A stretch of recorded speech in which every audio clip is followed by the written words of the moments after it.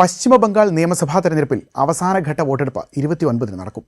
142 സീറ്റുകളിലേക്കാണ് നാളെ പോളിംഗ് നടക്കുന്നത്.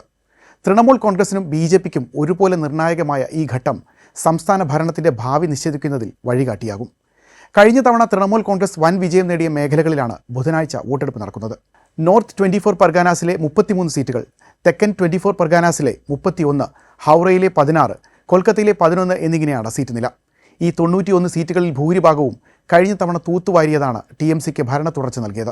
എന്നാൽ ഇത്തവണ ഈ മണ്ഡലങ്ങളിൽ ശക്തമായ സ്വാധീനം ഉറപ്പിക്കാനും TMC കോട്ടകളിൽ വിള്ളലുണ്ടാക്കാനുമാണ് BJP തന്ത്രങ്ങൾ മെനയുന്നത്.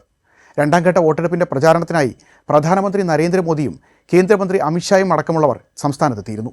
നിലവിലെ മുഖ്യമന്ത്രി മമതാ ബാനർജിയും മുൻ സഹപ്രവർത്തകനും നിലവിലെ BJP നേതാവുമായ സുവേന്ദു അധികാരിയും ഏറ്റുമുട്ടുന്ന ഭവാനിപ്പൂരാണ് രണ്ടാം ഘട്ടത്തിലെ ശ്രദ്ധേയമായ മണ്ഡലങ്ങളിലൊന്ന്. ഇരു പാർട്ടികൾക്കും അഭിമാന പ്രശ്നമായ ഈ മണ്ഡലത്തിലെ ഫലം സംസ്ഥാന രാഷ്ട്രീയത്തിൽ വലിയ ചലനങ്ങൾ സൃഷ്ടിക്കുമെന്നാണ് വിലയിരുത്തൽ. അവസാനഘട്ട വോട്ടെടുപ്പ് സമാധാനപരമായി നടത്താൻ തെരഞ്ഞെടുപ്പ് കമ്മീഷൻ വിപുലമായ സജ്ജീകരണങ്ങളാണ് ഒരുക്കിയിട്ടുള്ളത്. സംഘർഷ സാധ്യതയുള്ള ബൂത്തുകളിൽ കേന്ദ്രസേനയെ വിന്യസിച്ചിട്ടുണ്ട്. വോട്ടെടുപ്പ് പൂർത്തിയാകുന്നതോടെ ബംഗാൾ ആര് ഭരിക്കുമെന്ന് ഏകദേശ ചിത്രം വ്യക്തമാകും. 3,21,73,837 പേരാണ് ബുധനാഴ്ച സമ്മതിദാനാവകാശം വിനിയോഗിക്കുക. ഇതിൽ 1,57,00,000 പേർ വനിതകളാണ്. 792 ട്രാൻസ്ജെൻഡേഴ്സ് വോട്ടർ പട്ടികയിലുണ്ട്. ആദ്യഘട്ടത്തിൽ കനത്ത പോളിംഗാണ് ബംഗാളിൽ രേഖപ്പെടുത്തിയിരുന്നത്. 93% പോളിംഗ് ആയിരുന്നു ആദ്യഘട്ടത്തിൽ രേഖപ്പെടുത്തിയത്. ആദ്യഘട്ടം തെരഞ്ഞെടുപ്പ് നടന്ന 152 സീറ്റുകളിൽ 110 സീറ്റിൽ ആധിപത്യം ലഭിക്കുമെന്നാണ് BJPയുടെ വിലയിരുത്തൽ.